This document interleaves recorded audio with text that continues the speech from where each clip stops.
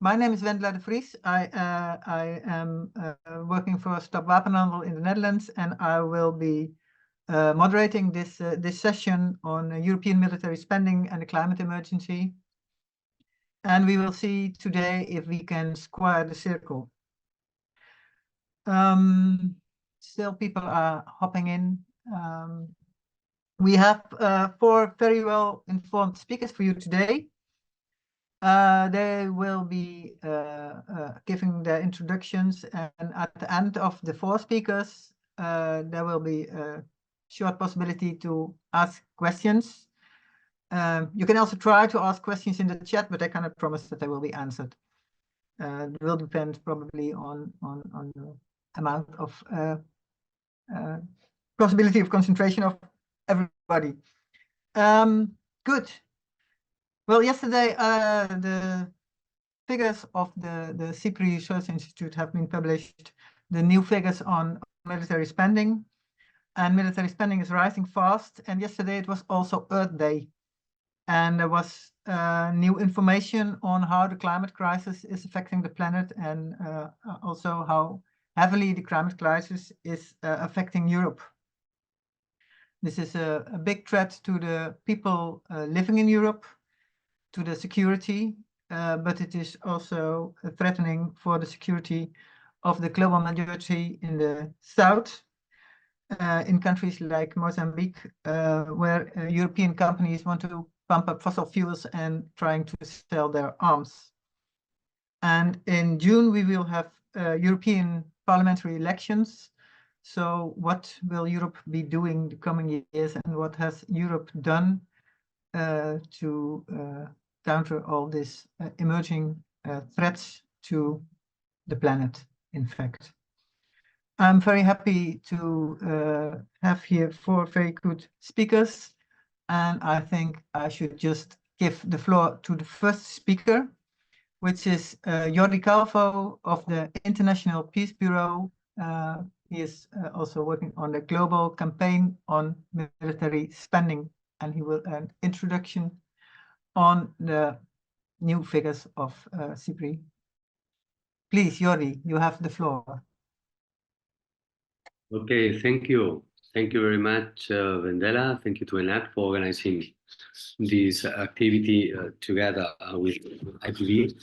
And also thanks to all of you, to all the people that we are here. We are more than 40 people. I think that's a good thing, that we have a lot of interest in knowing the new data coming from CIPRI, and also the analysis that we can add to the numbers. And my intervention will be very short, just going to the point, to the main data that we have this year, and then with a reflection that we can add from the global campaign on military spending that we promote from the International Peace Bureau.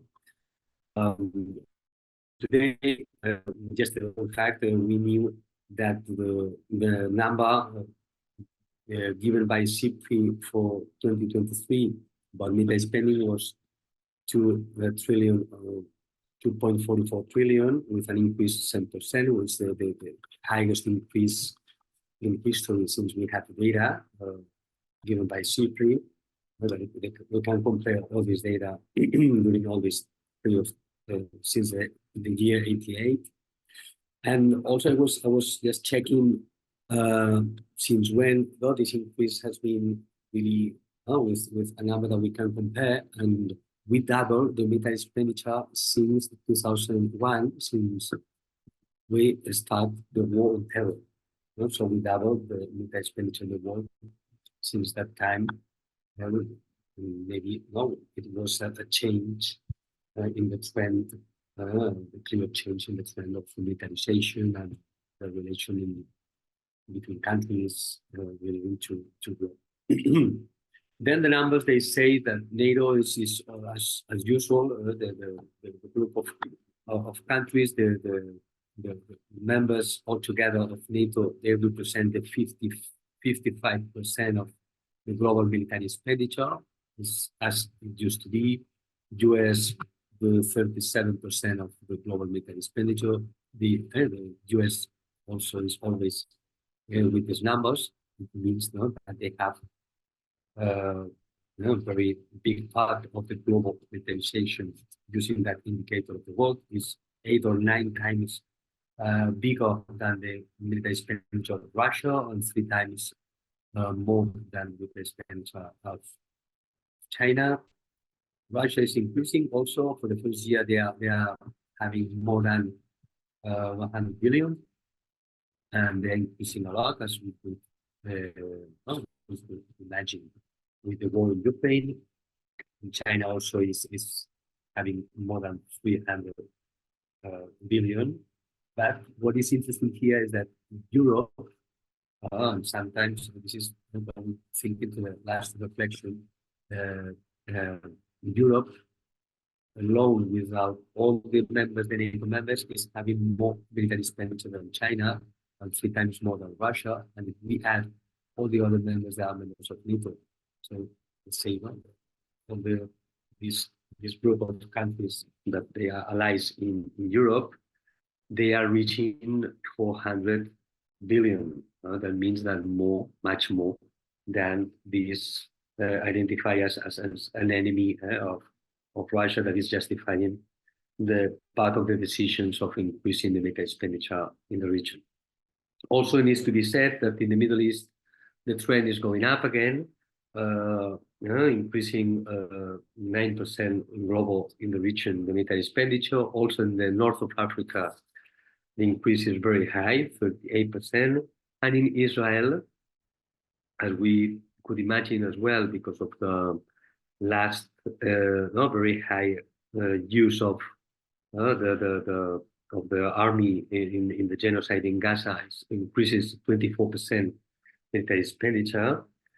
And going to Europe just to see how it was working this last year, the numbers says that at the end, the countries with the border with Russia, they're increasing really a lot the investments in military expenditure, like Poland, 75%, or we have Hungary, Finland, and these are the main countries with highest increases in the year, or Latvia, Lithuania, and all these countries, they have very high increases, but also the rest of the members.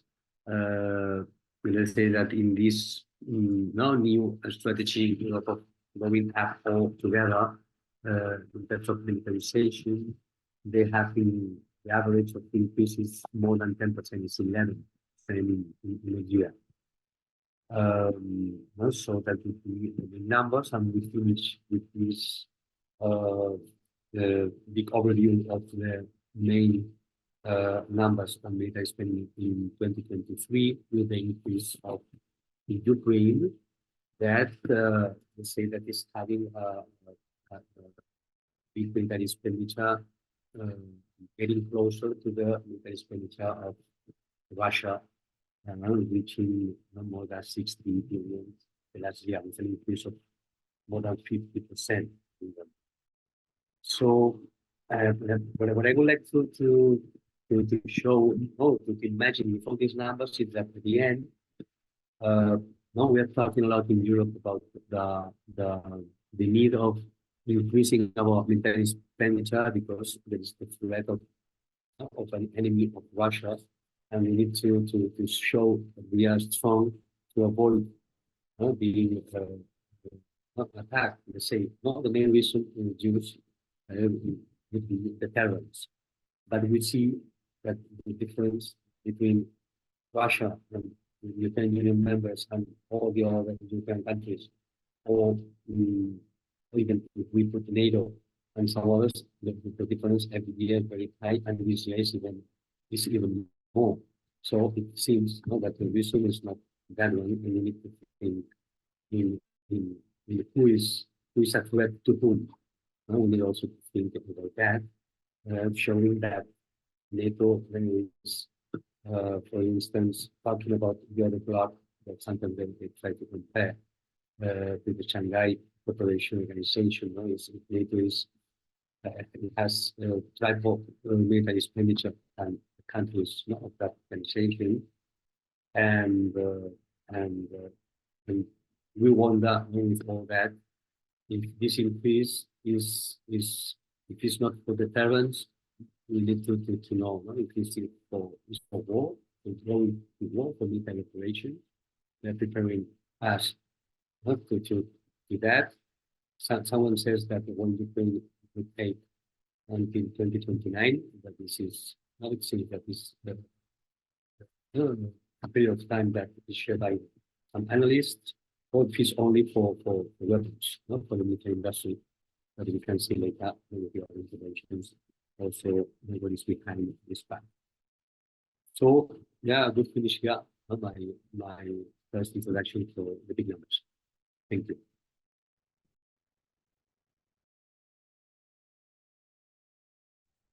Thank you, Jordi. Yeah, that was a short introduction on the newest figures of CIPRI on the global military spending.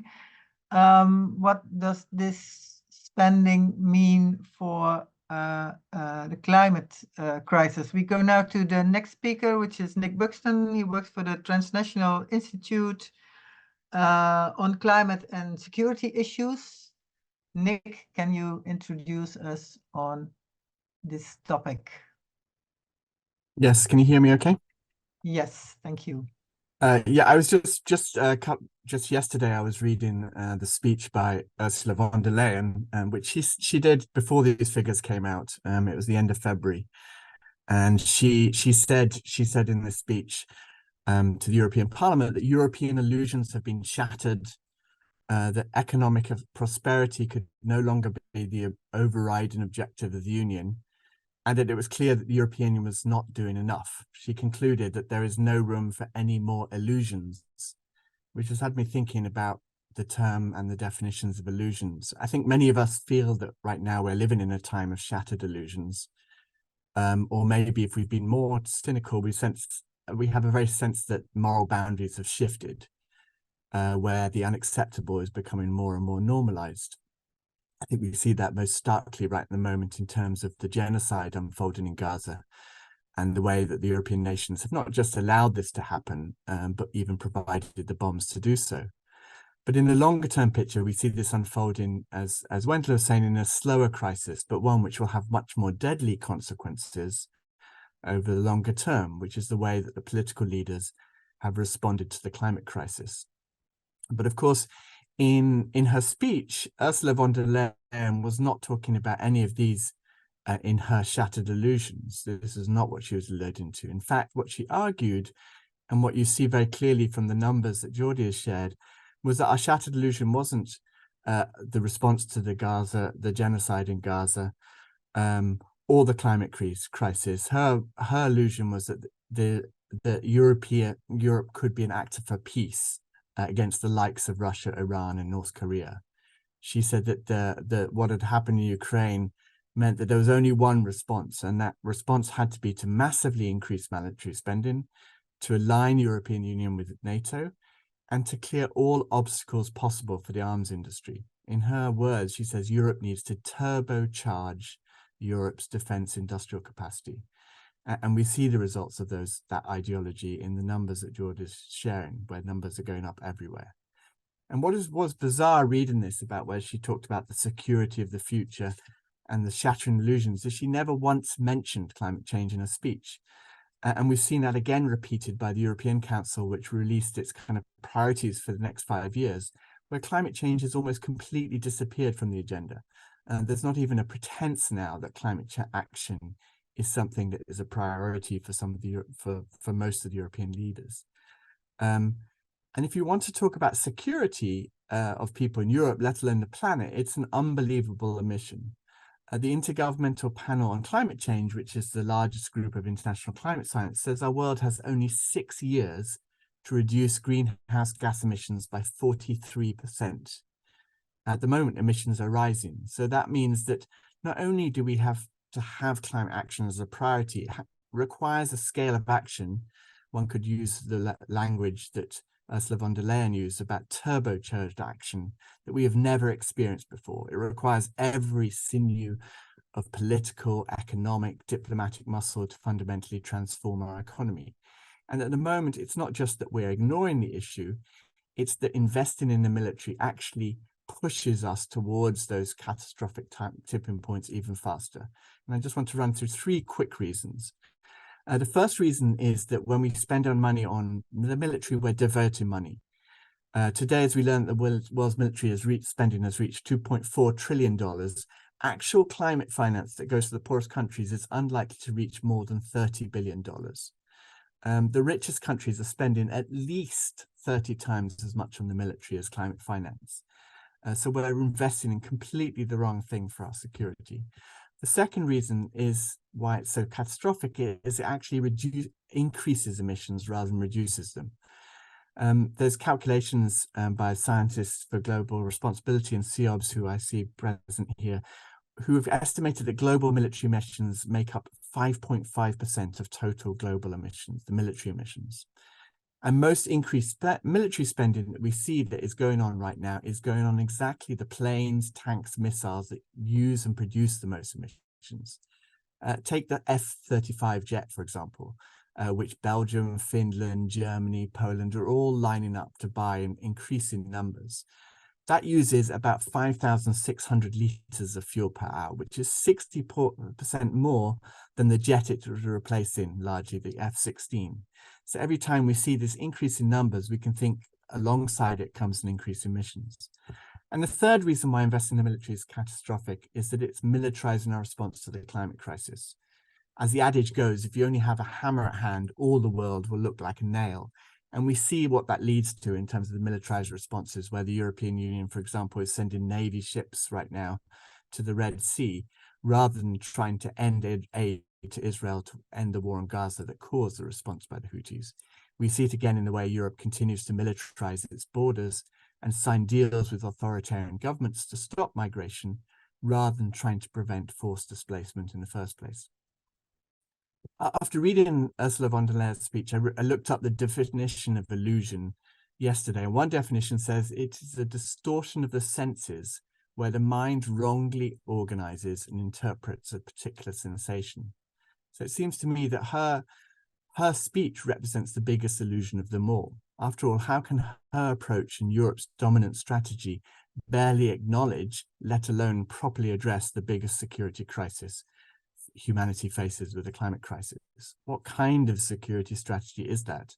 And how can it pretend that the same militarized approach and rewarding arms dealers with contracts that brought us the failed war on terror, the disastrous war and occupation of Iraq, of Afghanistan, and more recently of Niger, the deadly stalemate in Ukraine, will lead to any outcome that provides greater security to Europeans? So I think the big challenge for us here, one I hope we'll at least be able to touch on, is how we expose to the European public that this path is an illusion. It is, as the title of the event suggests, trying to square a circle, which is not possible to do. We need to show that a politics that militarizes every crisis rather than addressing them will only make the world less safe. We need to show that the only lasting safety and security comes from a politics of justice rather than one of violence.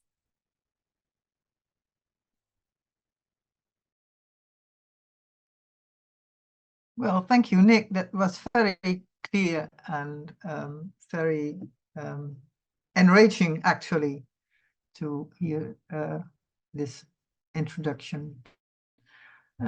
We continue with our next speaker, which is Daniel Ribeiro. He is a co-founder and researcher of Justicia Ambiental in Mozambique.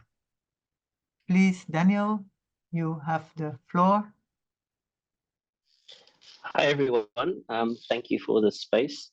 And yeah, so just to give a bit of a context, one of the largest reserves of gas was found in Mozambique. So just Total's reserve is around 4.5 billion tons, will be equivalent of emitting about 4.5 billion tons of CO2. Actually, Mozambique has about 6 carbon bombs. Carbon bombs are projects that are more than 1 gigaton of CO2, and we have 6 of them, and two of them actually are 2 gas projects in North Mozambique, one by Total, the other one by Eni and ExxonMobil.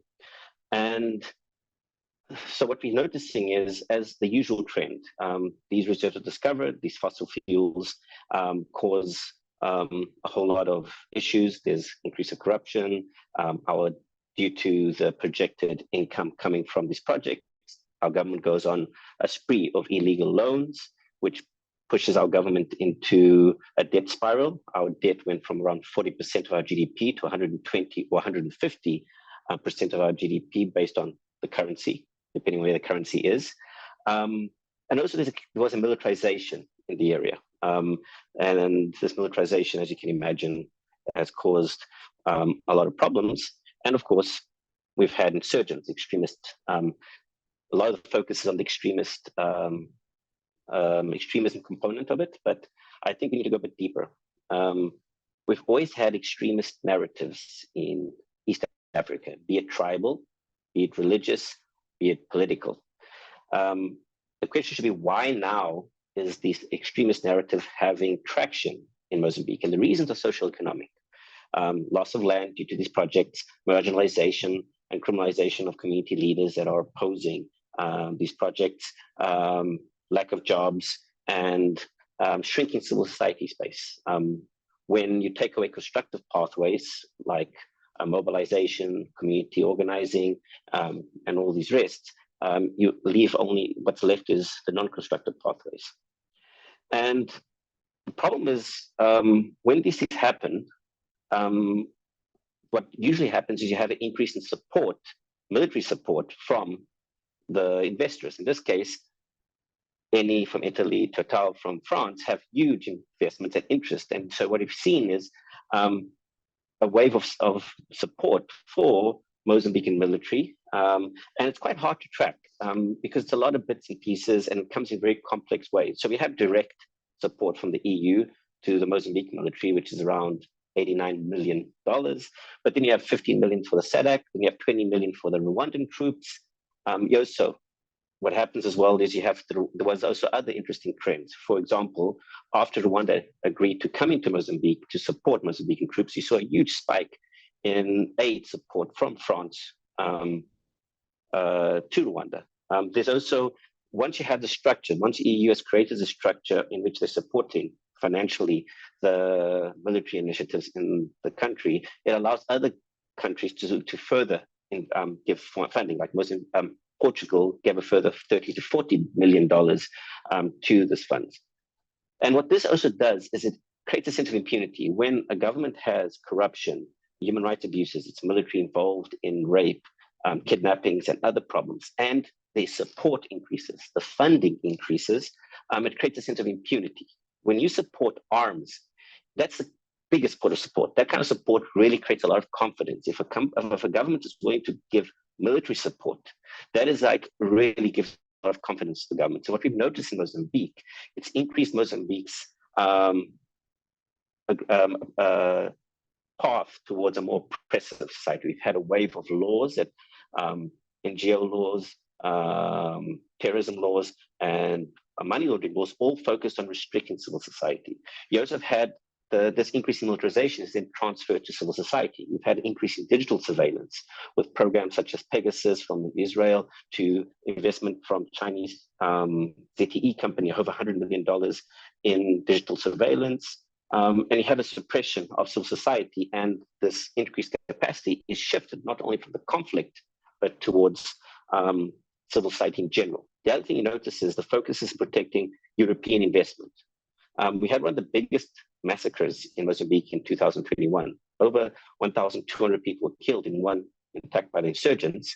And the reasons for that is Total had put a lot of pressure for Mozambique government to protect its project facilities. So when the attack happened, we had over 800 security forces protecting the project and almost no security forces protecting civilians, which caused a huge amount of life loss.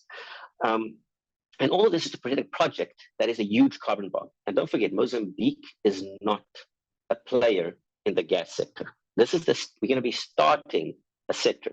We're going to be forcing Mozambique into a fossil pathway of gas, making Mozambique development depend on a fossil fuel that all of us are talking about transitioning away, and we're going to be cementing the next 35 to 50 years of Mozambique to be dependent on gas, and on a country that has one of the most affected by climate change, in a very important ecological system that's been defined by the UN as a biosphere of global importance, and with conflict, corruption, and all the rest.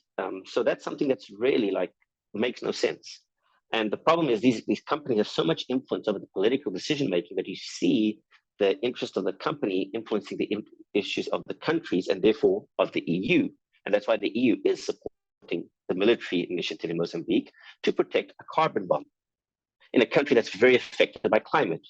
And also another thing I'd just like to add is we have to see the other structures that these fossil fuel companies are using. For example, investor-state dispute settlements. These structures basically allow investors to sue governments based on bilaterals or contracts, conditions within the contract. And Mozambique is the country with the highest liability in terms of ISDS, meaning that Mozambique right now has given guarantees of stabilization laws, which means we won't change our laws, or if we change our laws that affect the investment, we will compensate. We've given guarantees in our bilaterals to compensate investors if there's any loss of damages due to insurgents, war, or social conflict.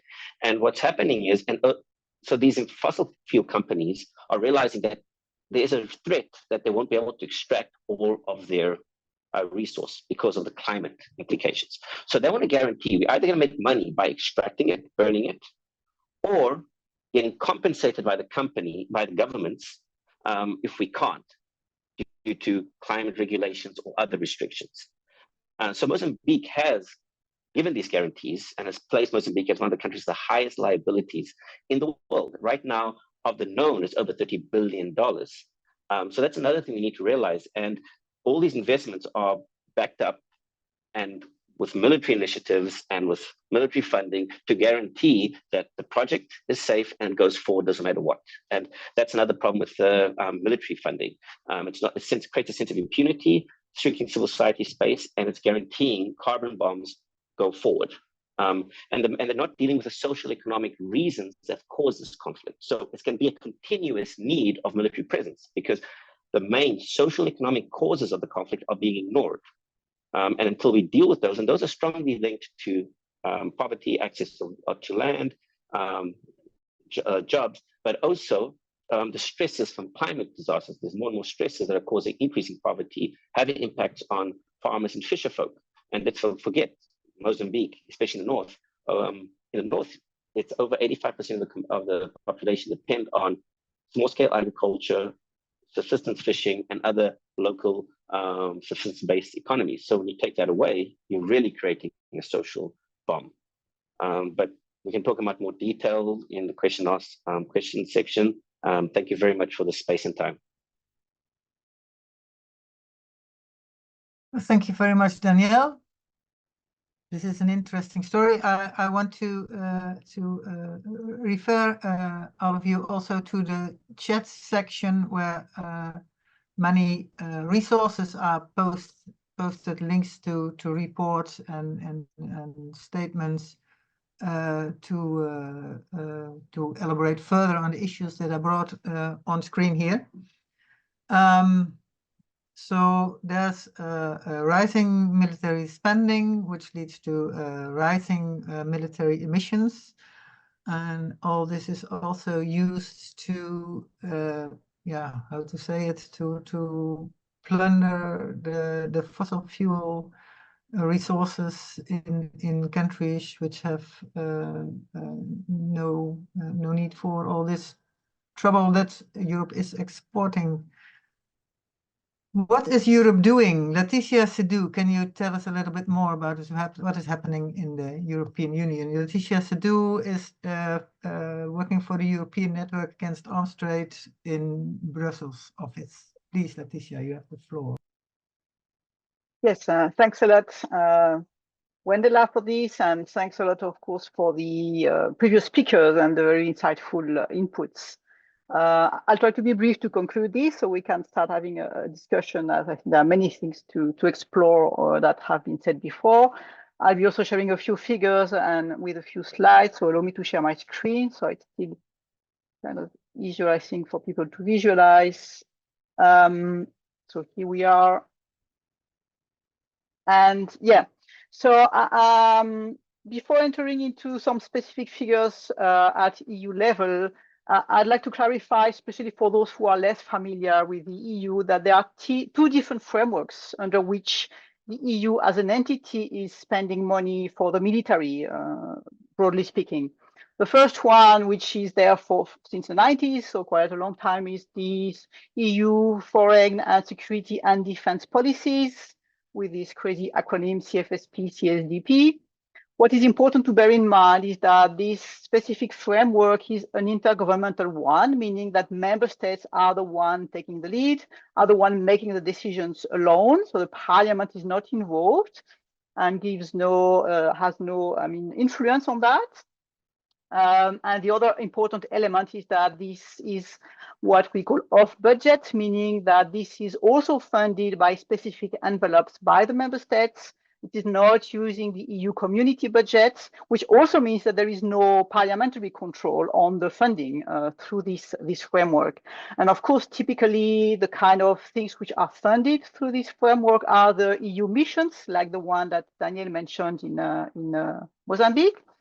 And just for the note, and you'll have the link in the chat, it's interesting to see that Greenpeace, Germany, Italy, and Spain had released a report showing that 2/3 of those missions, EU missions, were somehow related to access to fossil fuels, for example. So this connection between this militarization of the EU and interest is really strong here.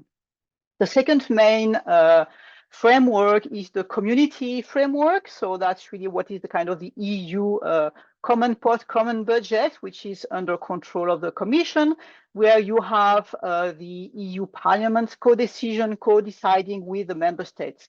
And that's where we've seen this paradigm shift in 2017, on which ENAT has been working since then, which is using for the first time this EU budget to start funding the military, and in particular starting with the arms industry. So what is the trend of this military spending? We could call it the EU military spending in the last, let's start with a couple of years. So we stick with the CPRI figures, very recent figures. And we see that in those 2 years, 2021 to 2023, we have a very significant increase. It's over doubling this part of EU funding for the military. Now, a large part of it, of course, is due to the military support for Ukraine. So that's what you can see in the kind of purple color here. The EU peace facility is an important part of this spending. And of course, a large part of this peace facility is going to Ukraine. And just for the information, the green part ASAP is this funding you may have heard in the press about supporting, boosting the production of ammunition and missiles, there again, officially for Ukraine. So why do I call those figures estimates? Maybe just a clarification in terms of methodology to make sure it's clear for everybody. It's mainly because of how the EU works, with a long delay between the moment a budget for a given year is committed, the moment it is allocated to specific projects, for example, and the moment it is actually disbursed. This can take about 2 years.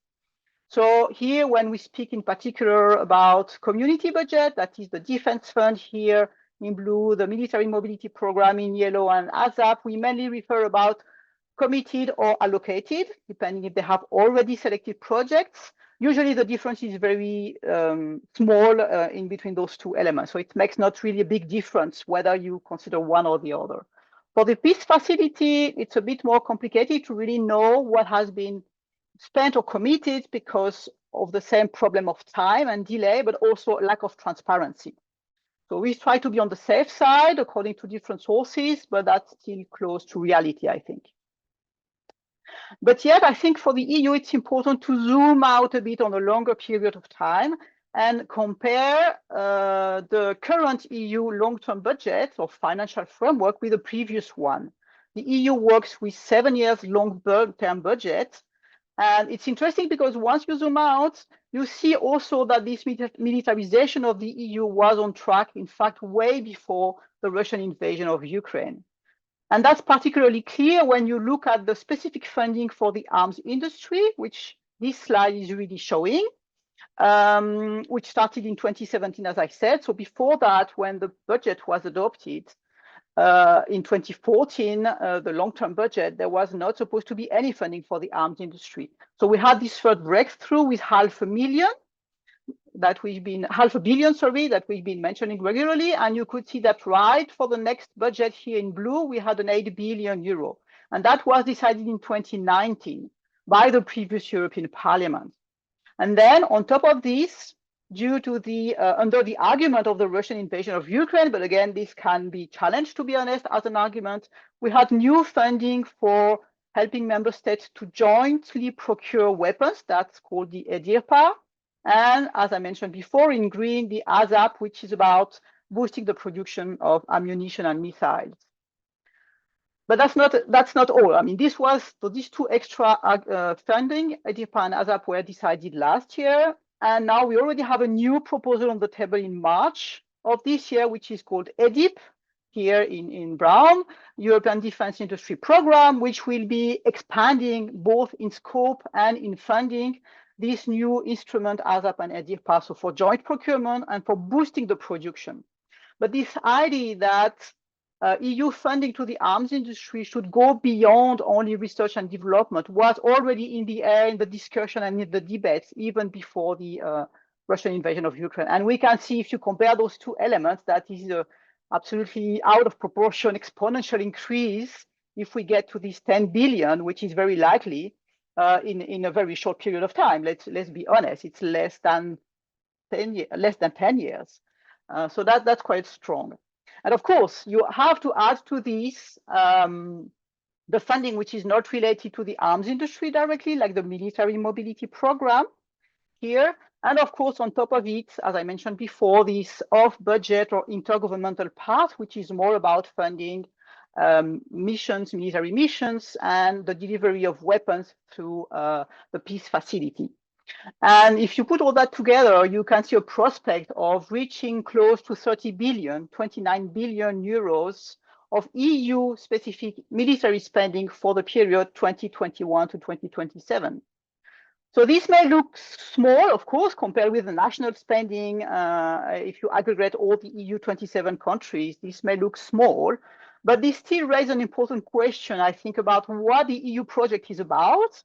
And I think that connects quite well with the narrative that Nick has been already mentioning about this shift of narrative, pro-military narrative we have. And if you go into the details, you see that this narrative is really putting weapons, and in that case, particularly the arms industry, at the core of EU policies, because arms are being considered as a prerequisite for peace and for sustainability. And the arms industry, because of that, should be included, if not even given priority, in all the EU civilian programs. And that's what the EU refers civil-military synergies. And that's where I'm going to stop. I just show this slide because it gives you an overview of how wide this synergy is going for the EU. And I'll stop here. Thank you.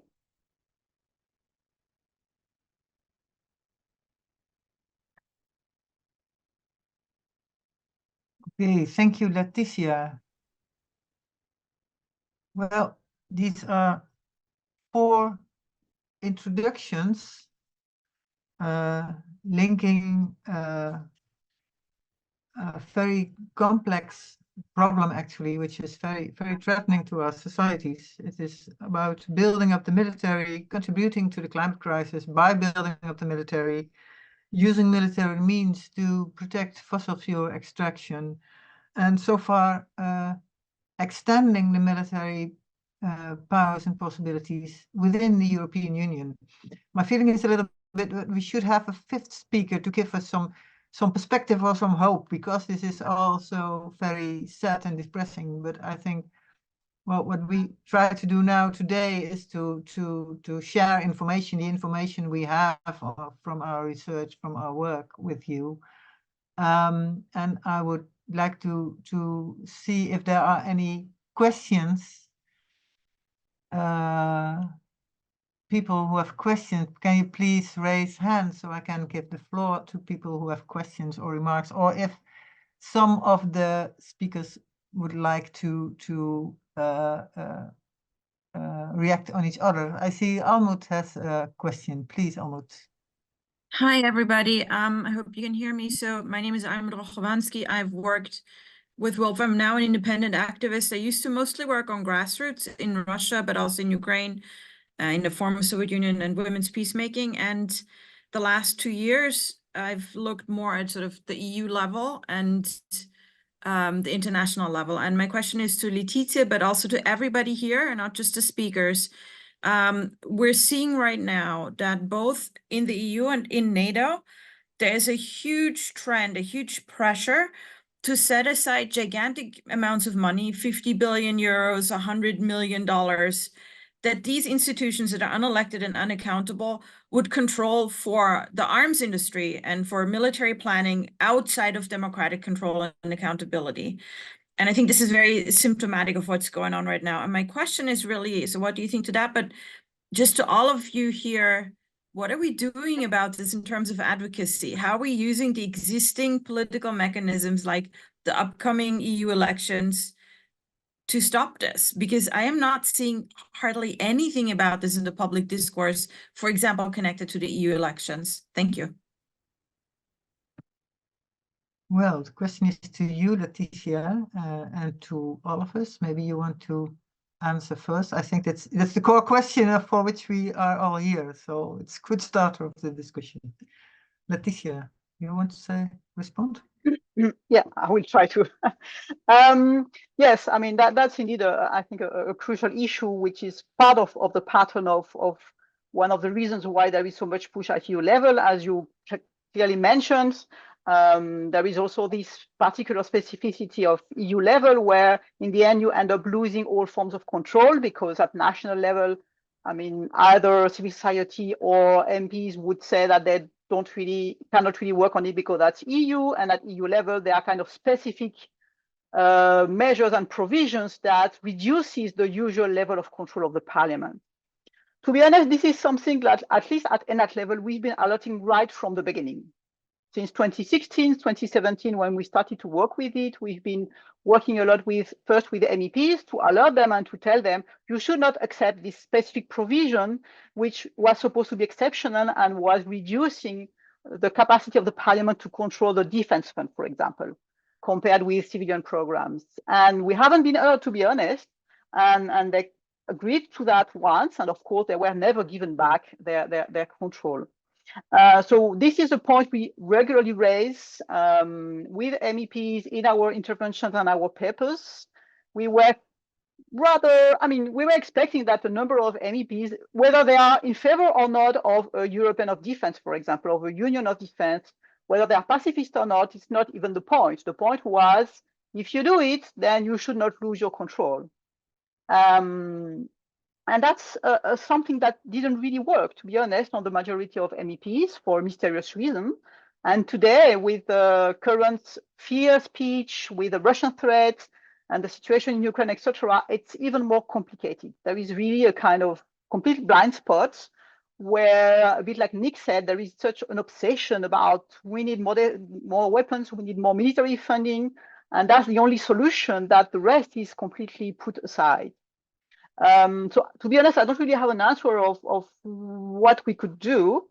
We keep pushing on that button with media, in our papers, informing other civil society actors about it. And I think that little by little this is moving a bit because also of this huge discrepancy between military spending, which is getting higher and higher, and we see that other areas like climate, but even, I don't know, social issues, health or whatever, are being undermined and underfunded. But it's a bit, it takes time, of course, to raise this sensitivity to the issue. So that's something we keep trying, and this kind of events is also the purpose of it. And that's really the only thing I can say, that it is something we push for it on it all the time we can, and we just need more help from other sectors on that. I don't know if anyone else would like to complement or how they feel about it, or. Maybe Nick, can you add something about the things that we do with the working group on climate and militarization? Well, I mean, one of the things that came through very clearly from everyone's presentations today is the role of the arms industry. And in all of these cases, the one sector of the economy that's benefiting and profiting is a deeply corrupt arms industry, and we're just now clearing all the road and all the obstacles for them to profit. And they're the same companies that are involved in providing security to the carbon bombs that Danielle's talking about. They're the same companies that are also profiting from migration abuses on the border. And so I guess one of the things I think we need to do more and more of is kind of link all the different movements around targeting these profiteers from both war, crisis, and climate catastrophe, and really start to kind of, and these are the bogeymen and the ones who are the only ones profiting from this situation. So that's one area that I think, you know, that we can start to build more links and more campaigning around. Other than that, I think, of course, and this has always been an issue, but one of kind of building links across movements, and that's something we're trying to do with the climate and militarism campaigns and coalitions. And there is, for a long time, you know, it was such a big thing to take on the big oil industry. To then take on the defense industry was just seen as another obstacle too far. But because of what's happened in Gaza, because of what's happened in Ukraine, because it's ricocheting through things, more and more environmental groups are starting to, it's in their radar now that they have to work on the issue of militarism as well.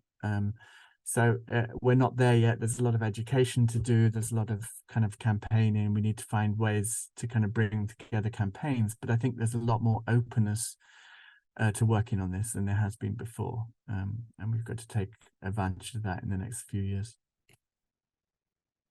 Thank you, Nick. Anybody else wants to react or has a question? Felicity, please, you have the floor. Yeah, thank you. So I work for the European Peacebuilding Liaison Office, and maybe just to kind of rebound on some of the things I've been saying, because I follow the Funding for Peace portfolio, and there we're just really seeing the numbers go down. It's cuts across the board, and it's really, really difficult right now in the funding landscape. We had the I mean, on the other side of the EU militarization, we saw the figures on military spending. Recently, there was the midterm revision of the MFF that was finalized this year, and we saw a 2 billion cut for the external action instrument, the Neighborhood International Development Cooperation Instrument, the NDICI, to development programs. And they cut it to be able to top up migration programs. And there we're going to see anything sort of development piece really take a hit. So I think there's a lot of scope for us to kind of work together in synergies, especially with some of the actors working on militarization. And kind of like on the flip side, we also need to be showing peace projects, funding peace actually works, and kind of the impact of that. Yeah, so I just want to raise that. And I was really interested to hear the speaker from Mozambique and the perspectives there. And I just had a quick question, because you mentioned the EU military spending that's going to Mozambique under also the European Peace Facility and the equipment that's being sent out. And I kind of wondered, to what extent are populations aware of all this military spending and kind of the perception of the EU in the country? I'd be really interested if you could expand a little bit on that. Thank you. Daniel, can you answer this question? Yeah, so basically the people on the ground see the SADC troops and the Rwandan troops, and that's the main interaction. So EU is not as present. But it changed quite a bit when we had local elections last year, October. So we had local elections, and there was a lot of fraud. There was a lot of problems with the elections, and of course, there was a period of 2-3 weeks of protests and a very violent and aggressive counter push by government, riot police, and military to control the situation. And what people realized was the silence of the European Union towards this fraud, towards these problems, towards the violence, towards, and another thing that was also mentioned a lot within the public is the riot police and the military came with very good equipment. The riot, they came like fully equipped. They had gas, rubber bullets. They had new vehicles, and everybody's talking about, oh, that's where the equipment's coming. That's what European Union is supporting, and that's why they're silent, because there usually is independent. European Union usually sends independent observers, and then they talk and this time was way more silent than in the past. And a lot of people talking about this notion of the projects, these gas interests are not only silencing European criticism, it's increasing support, but also it's the general public is starting to realize where's true concern of Europe. European Union is mainly concerned with its investments and not with the Mozambican people.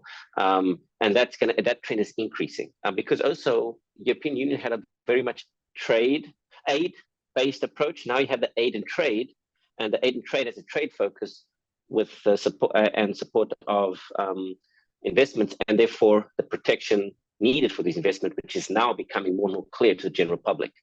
And we're going to have presidential elections in October, and everybody's wondering, okay, how is this going to impact, and how much silence is it going to bring the government, and how much support the government's going to have, and all that, and all this. So it's definitely starting to develop. It's still early, but they're starting to have this understanding of the true intentions of the European Union towards the Mozambique's concerns. But one thing is true, though. The situation up north, the Mozambican military is very equipped. There was a bottleneck, a logistical bottleneck, in which there were delays in salaries, bad training, delays in rations, which caused the military to have, and lack of supervision, which caused a lot of rogue components of the military to go down a very aggressive wave of just taking what they wanted, of extortioning the communities, and that has improved. It hasn't gone away, it has improved. But that is also, it's quite a complex scenario on the ground, but the perception is worsening, especially of the way that the EU reacted to elections and the way we're seeing the increased militarization capacity of the Mozambican government in oppressing us, and we know who's supporting that. Thanks. Thank you, Danielle. I think we should really, for our next meeting, have some kind of strategy thing about what will be happening after the European elections and how we can respond to that. But first, we want to continue this discussion. Jim Ryan, you have the floor, please. Thank you. This has been a very interesting meeting. I'm a member of the Climate Crisis and Militarism Project within Veterans for Peace, which is trying to get environmental groups to recognize militarism, but also that I've been sort of sitting in on the meetings for the No to NATO, coming up on the 75th anniversary of NATO meeting that's going to be taking place in DC. And I've been trying to stress what Nick was saying of the, that we're spending money on military, but not on climate change. And trying to stress that because NATO is a big hero now in the United States, like it probably is even more so in Europe. And how do we get that message out that this money for military should be going, like it was said, like the other speakers said, should be going to climate change. That is a real danger. And I'm just, it's even hard to make that message clear to the No to NATO group. That climate maybe should be stressed more to get it more, to make it more palatable that there is a reason for no to NATO. I hope I made myself clear, but that's, again, how do we strategize to get climate there, that everybody is interested in climate, but, you know, to oppose NATO. Thank you. Okay. The question is to Nick, but maybe also Jordi has vision on this from the global campaign against military spending. You want to respond, Jordi? Maybe Nick. No, can start, Nick. Go. No, I already spoke, so you go first, Jordi. Then I'll come after. No, Well, anyone. I mean, it's a good, No, it's a key question, strategy question, but it's not just for us. We could also open up to the floor if someone would like to contribute. yeah, for sure. No, I was thinking, no, that this maybe yeah, it's one of the key aspects, no, that we need to talk. I was thinking just to add to the reflection, in related to NATO, I was thinking in the different perception of the threat, not that in the members of NATO, of what the threats for some of the countries there also is very different. It's very different in different countries, and it's very different in US and in Canada and other countries in Europe. How the public opinion is feeling the need of being part of NATO, and or how it affects security in the country. And there are some surveys related to the public, taking the opinion of people in Europe, the Eurobarometer and some others, where we can see how different is in every country this perception and the relation with NATO. And I think it's linked, and for me, maybe one of the proposals that we can have from the peace movement, talking about this militarization, is when we talk about blocks and we think that security is the same thing for everyone in the bloc. We're making decisions that are not useful for members separated in these blocks, and probably in the other one. And what maybe can make sense or more sense in the east of Europe, in the countries closer to Russia, is not. Maybe it doesn't make sense in Spain, for instance, where I am, and this is something that it's easy to be, let's say, to understand, that our security, how we manage our security, is different to how another place they can manage the security. And maybe NATO is taking all of us to the same place, and US is taking all of us to the place where US wants to take us. And I think it's this. We understand all that when we talk with the time. We need time to talk about all that. But when we have distance with the blocks, even in Europe, it's the same. Not all Europe needs to go together. It's not the same, the security in the south of Europe or in the north or in the east.